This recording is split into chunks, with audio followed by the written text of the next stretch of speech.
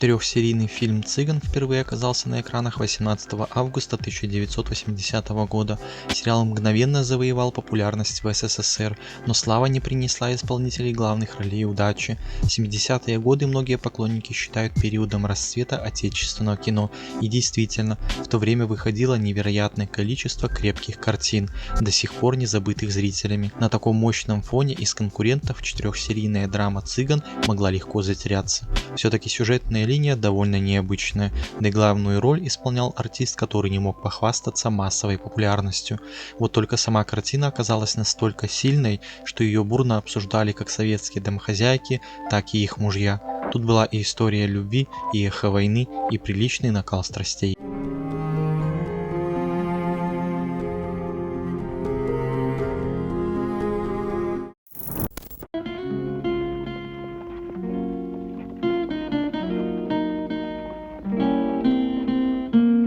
Режиссер Александр Бланк долго присматривался к роману Анатолия Калинина. Он прекрасно понимал, что успех постановки во многом зависит от актерского состава, и тут Бланк не прогадал. Между Михаем Волонтиром и Кларой Лучко летали такие искры, что им потом еще долго пришлось отбиваться от слухов о романе. Так или иначе, годы идут, и популярность фильма неизбежно падает. Самое время вспомнить про актеров и узнать, как сложились их судьбы.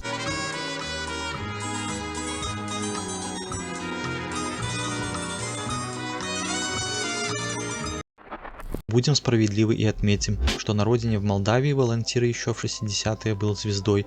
В этот же период он исполнил одну из главных ролей в картине «В зоне особого внимания» и обрел славу всесоюзную. Но разумеется, та популярность не шла ни в какое сравнение с успехом, который настиг актера после «Цыгана». За Волонтиром прочно закрепился статус секс-символа. Актеру много раз приписывали отношения с экранной партнершей Кларой Лучко, хотя артисты опровергали эти слухи. Уже после смерти звезды выяснилось, что у него действительно был служебный роман, но на съемках другой картины. В эфире программы «Судьба человека» на телеканале «Россия-1» Елена Проклова призналась, что во время работы над лентой «Будь счастлива, Юлия» у нее случилась интрижка с молдавским мэтром. Понимаете, когда играешь любовь на экране, она невольно возникает к партнеру и в жизни. Это достаточно серьезная проблема нашей профессии. Жена Волонтира приехала на съемки, устроила мужу скандал, стены дрожали. После съемок в Кишиневе я уехала в Москву, и наши отношения закончились, откровенничала звезда.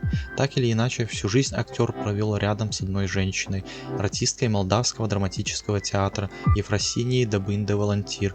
Именно супруга поддерживала Михая Ермолаевича, когда у него начались проблемы со здоровьем. Сначала у звезды обнаружили сахарный диабет, а после диагностировали и рак.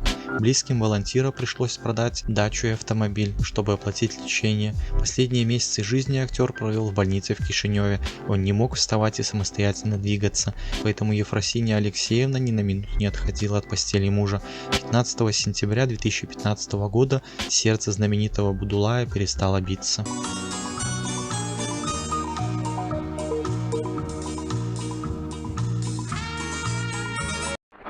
На момент съемок в «Цыгане» Клара Лучко уже давно числилась в категории советских знаменитостей. Ее восхождение на Олимп начался с фильма «Кубанские казаки». Обаятельная Даша Шелест в ее исполнении и сейчас любима зрителями. «Кубанские казаки» повлияли на личную жизнь артистки. Именно на этих съемках она встретила будущего мужа Сергея Лукьянова. Актер был старше Лучко на 15 лет, да еще и женат. Но чувства оказались сильнее голоса разума. Спустя год возлюбленные поженились. Вместе звезды прожили до 1965 года, когда Лукьянов неожиданно скончался из-за инфаркта. Потеря сильно ударила по Лучко. Артистка терзалась из-за душевных ран и страдала из-за отсутствия денег. Однако даже это испытание не заставило ее опустить руки. Спустя несколько лет Клара Степановна познакомилась с журналистом Дмитрием Мамлеевым и снова влюбилась. Конечно, супругу артистки то и дело приходилось сталкиваться с неприятными слухами, чего стоило только одни бесконечные домыслы о романе Лучко с партнером по фильму тему цыган. И все же семейных конфликтов удалось избегать. Мамлеев знал, что супруга ему верна. В 2000-е артистка заметно сократила творческую активность. Ей предлагали гораздо меньше интересных ролей, да и здоровье уже не позволяло играть в полную силу. В марте 2005 года Лучко неожиданно скончалась. У звезды советского кино оторвался тромб. По звезде горевали многие поклонники и коллеги, включая Миха и Волонтира. Муж Клары Степановны тоже не смог смириться с ее кончиной. Он ушел из жизни спустя 7 лет после возлюбленной. А можно? Если сможешь. Пойди сюда. Так, снимай. Алексей Никульников. Для Никульникова роль в сериале «Цыган» стала полноценным творческим дебютом. Актер неоднократно рассказывал, что съемки давались трудно из-за отсутствия кинематографического опыта, но на выручку молодому таланту всегда приходили коллеги. Прежде всего, моя великая партнерша Клара Лучко. На съемочной площадке Клара Степановна относилась ко мне по-матерински тепло и нежно, подсказывала, а то и показывала, как надо сыграть тот или иной эпизод. Приняла меня не столько как партнера, а скорее как сына. Ведь я до этого не был знаком с особенностями съемочного процесса, все было в диковинку, а многое непонятно. Клара Степановна, образно говоря, взяла крепко за руку и ввела в кинематографический мир, делился Алексей Алексеевич. Картина имела такой ошеломительный успех, что Никульников еще на несколько лет был обеспечен работой. Он играл в театре, снимался в кино, но получить более яркие, значимые роли так и не смог. Но, пожалуй, главное испытание ожидало звезду не на карьерском поприще, а в личной жизни. Первый брак Никульникова закончился трагедией. Дело в том, что 10-летний сын артиста попал под электричку и получил серьезные травмы. Спасти мальчика врачи не смогли. После пережитого потрясения жена Алексея Алексеевича захотела порвать все связи с мирской жизнью и принять постриг. Так актер остался один. От тоски его спасла вторая супруга Елена Аввакумова. Влюбленные были женаты 11 лет, но в 2016-м избранница артиста скончалась от рака. После этого главным утешением для Никульникова стала работа. Ой, что-то в спину вступило. Вам помочь? Ой, спасибо, Будулай Байкович. Уважили. Нина Русланова. В сериале «Цыган» Руслановой досталась роль боевитой Екатерины Филипповны. Казалось, что этого персонажа списали с самой артистки, привыкшей всегда идти напролом. С самых первых дней жизни Нине Ивановне приходилось пробивать себе дорогу. Дело в том, что актриса выросла в детском доме. Уже в юности у нее появились творческие способности, но после достижения совершеннолетия Русланова поступила в строительное училище. Лишь позднее она отправилась в Москву, где без проблем прошла прослушивание в училище имени Щукина. В кино артистке чаще всего доставались роли сильных духом женщин, такие, как говорится, и коня на скаку остановят, и в горящую избу войдут. Русланова продолжала покорять зрительские сердца до 2014 года.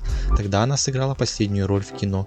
Из-за проблем со здоровьем Нина Ивановна была вынуждена сократить творческую активность. Тревожные слухи о состоянии звезды появлялись все чаще. В прошлом году Русланова перенесла инсульт и неоднократно оказывалась в больнице из-за проблем со здоровьем. В последний раз артистку госпитализировали осенью с мерцательной аритмией и вирусной пневмонией. К сожалению, в конце ноября 75-летней звезды не стало. Майя Булгакова. На момент съемок в «Цыгане» Булгакова уже была достаточно популярной актрисой, и все же роль Лущихи стала настоящим бриллиантом ее фильмографии. Чаще всего звезде доставались амплуа сильных женщин, сталкивающихся с жизненными испытаниями. В реальности судьба артистки тоже оказалась непростой. Майя Григорьевна долго искала личное счастье. Актриса была замужем 4 раза, но лишь с последним супругом, австрийским коммунистом Петером Добиасом, обрела женское счастье. Смерть Добиаса в 1994 году стала для звезды настоящим потрясением. Она очень болезненно переживала трагедию, но все равно продолжала работать. 1 октября 1994 года Булгакова вместе с другой актрисой Любовью Соколовой отправились на очередную творческую встречу. Тогда водитель не справился с управлением, и автомобиль врезался в столб. Женщины получили серьезные травмы и оказались в реанимации. И если Соколова уже через несколько недель была выписана, то Майю Григорьевну спасти не смогли. Артистка скончалась 7 октября, всего через 3 месяца после смерти мужа.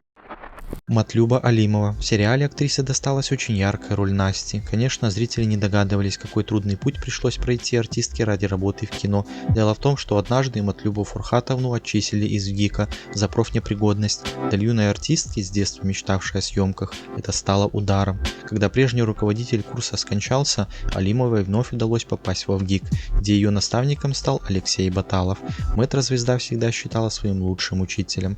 До начала 90-х артистка была довольно востребована в профессии, но с развалом Советского Союза она неожиданно столкнулась с творческим кризисом. Из-за отсутствия рабочих предложений была вынуждена вернуться в родной Узбекистан. Там она какое-то время работала в сфере, никак не связанной с актерством. Позднее звезда попробовала вернуться в индустрию, но уже тогда ее сердце тянулось к религии. Именно поэтому Алимова приняла неожиданное решение уйти в монастырь. Она и сейчас живет в Сретенском монастыре, не общаясь с журналистами и поклонниками. Леонид Неведомский. Леонид Витальевич – настоящая легенда советского кино. Задолго до фильма «Цыган» ему удалось прославиться благодаря сильным драматическим амплуа.